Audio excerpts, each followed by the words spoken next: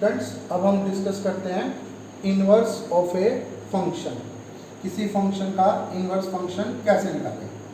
मान लीजिए F A से बी तक क्या है, कोई फंक्शन है। जैसे कि आपको याद ही होगा, हर एक मैट्रिक्स का इनवर्स पॉसिबल नहीं है, उसी तरीके से हर एक फंक्शन का भी इनवर्स फंक्शन नहीं निकाल सकते।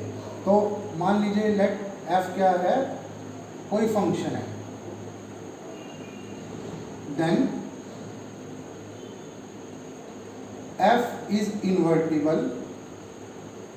एफ इन्वर्टिबल कब होगा, तब if and only it is 1 1 and onto function. अगर एक ऐसा फंक्शन हो आपका 1 1 और ऑन टू फंक्शन हो, तब हम कह सकते हैं कि हाँ एफ कैसा फंक्शन होगा, इन्वर्टिबल होगा। क्या कंडीशन होनी जरूरी है, 1 1 और ऑन टू। ये आपने प्लस 2 में पढ़ा भी है। एंड इनवर्स फंक्शन कहाँ से कहाँ तक होगा, इनवर्स फंक्शन होगा आपका b से कहाँ तक, a तक। अगर ये a से b तक है तो ये b से कहाँ तक होगा, a तक। और ये y को कहाँ मैप करेगा, x में। कब, इफ एंड ओनली अगर ओरिजिनल फंक्शन ने x को किस में मैप करा था, y में मैप करा था। मतलब जैसे मान लीजिए मेरे पास एक सेट है a, एक सेट है b, f कोई फंक्शन है, ये है 1 2 3 4, और ये है आपका से 5 8 9 11। 1 की इमेज 5 है, 2 की इमेज 8 है, 3 की इमेज 9 है, और 4 की इमेज 11 है। अब हम क्या देखेंगे पहले कि क्या ये फंक्शन का एग्जांपल है, हाँ। क्या ये 1 1 है, हाँ। क्या ये ऑन टू है।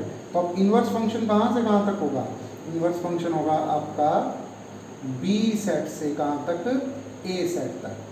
5 8 9 11 और इधर 1 2 3 और 4। ठीक है। तो अगर ओरिजिनल फंक्शन ने 1 को कहाँ मैप करा था, 5 में, तो इनवर्स फंक्शन 5 को कहाँ मैप कर देगा, 1 में।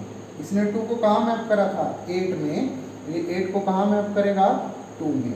इसने 3 को 9 में मैप करा था, ये 9 को 3 में मैप कर देगा, और 11 को 4 में। तो आपको क्या ध्यान में रखना है, नंबर 1 कि इनवर्स कब निकाल सकते हैं, इनवर्स तभी निकाल सकते हैं जबकि फंक्शन कैसा फंक्शन हो, 1 1 और ऑन टू फंक्शन हो। और सेकंड थिंग, अगर एफ ए से बी तक है तो इनवर्स फंक्शन कहाँ से कहाँ तक होगा, बी से ए तक। इनवर्स फंक्शन y को x में मैप करेगा अगर ओरिजिनल फंक्शन ने x को से मैप करा था y में।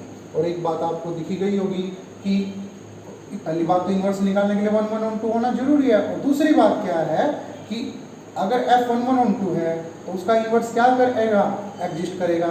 And f inverse is also कैसा फंक्शन होगा, 1 1 और ऑन टू फंक्शन।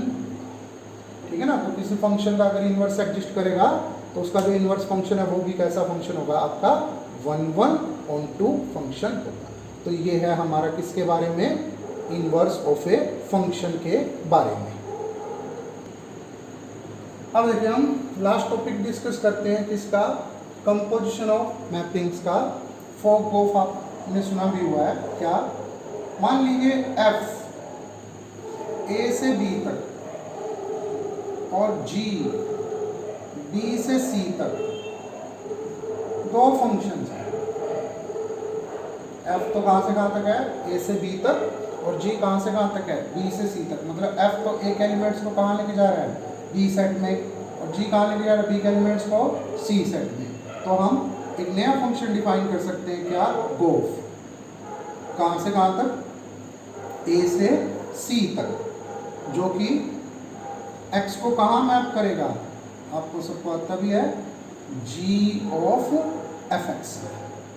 और ये क्या कहलाएगा, ये गोफ फंक्शन इन दोनों की क्या कहलाएगा, कंपोजिशन कहलाएगा, कंपोजिशन। लेकिन ऐसे नहीं कि फोग भी बना लिया, गोफ भी बना लिया, नहीं।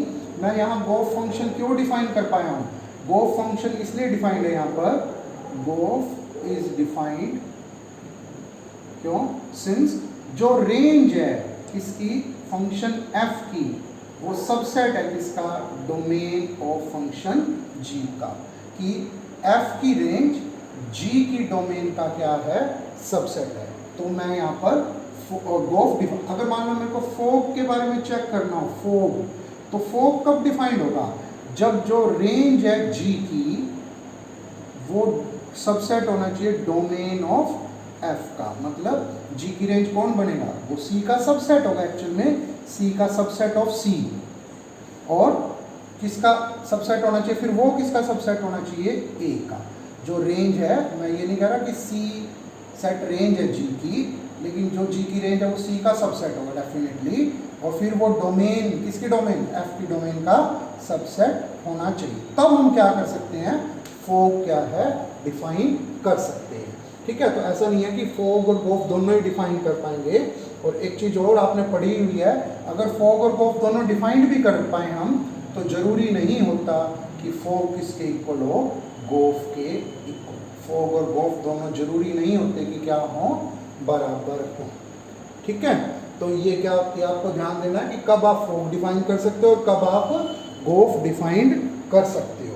तो फोग तो कब डिफाइंड होगा, फोग तो डिफाइंड होगा g की रेंज f की डोमेन का क्या होना चाहिए, सबसेट। गोफ कब डिफाइंड होगा, गोफ डिफाइंड होगा जब f की रेंज g की डोमेन का सबसेट। और कहाँ से कहाँ तक, ये देखिए गोफ है, तो गोफ में f की स्टार्टिंग और g की क्या एंडिंग। नोट है, इंपॉर्टेंट रिजल्ट है क्या, कि if f and g are both 1 on 2 functions, अगर दोनों कैसे फंक्शंस हो, 1 on 2 फंक्शंस हो, then for comma gof whichever is defined or not,